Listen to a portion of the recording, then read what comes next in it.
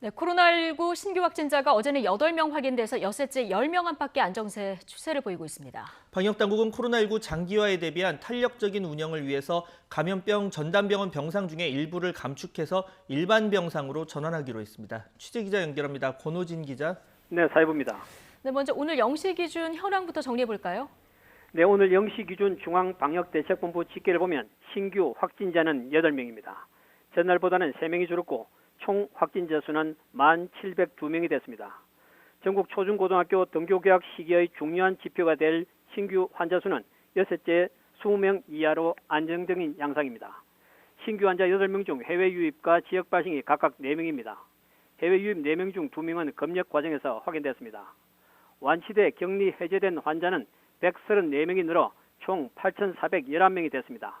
전체 확진자의 80% 가까이 되는 수치입니다. 사망자는 2명이 추가돼 모두 240명입니다. 지역별 현황을 보면 수도권은 서울과 인천은 신규 환자가 없었고 경기에서만 1명이 발생했습니다. 서울에서 환자가 1명도 나오지 않은 것은 지난달 3일 이후 50일 만입니다. 전날 1명이었던 대구에서 4명이 새로 확인됐는데 지역 발생이 3명이고 1명은 해외 유입 사례입니다. 부산에서 해외 유입 1명이 추가로 나왔고 경북 등 14곳의 지역에서는 신규 확진자가 없었습니다. 네, 코로나19 장기화에 대비해서 이 감염병 전담병원 조정 방안도 논의가 됐죠. 네, 그렇습니다. 감염병 전담병원 조정 방안은 코로나19 치료와 일반 진료 간의 균형과 환자 추이에 따른 탄력적 병상 운영을 위한 것입니다. 다시 말해 환자 수 감소 추세에 따라 감염병 전담병원 병상 중 일부를 줄여 일반 병상으로 전환하는 것입니다.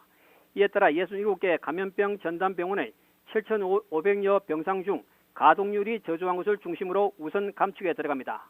내일부터 현재 확진 환자가 없는 12개 병원 682개 병상을 대상으로 1차 감축을 시작하며 이어 요양병원 등 감염병 지속 대응에 적합하지 않고 가동률이 5% 이하인 11개 병원 등을 대상으로 추가 시행합니다.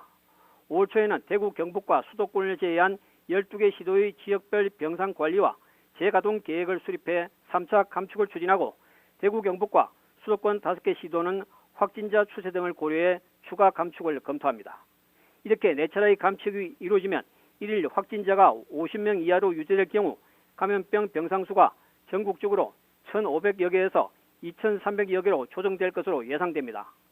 방역당국은 1일 환자를 50명 이하와 50명 이상, 100명 이상과 1,000명 이상 될 경우를 토대로 위기 상황을 4단계로 구분해 단계별 적적 병상 수를 유지할 계획입니다. 지금까지 YTN 근호진입니다.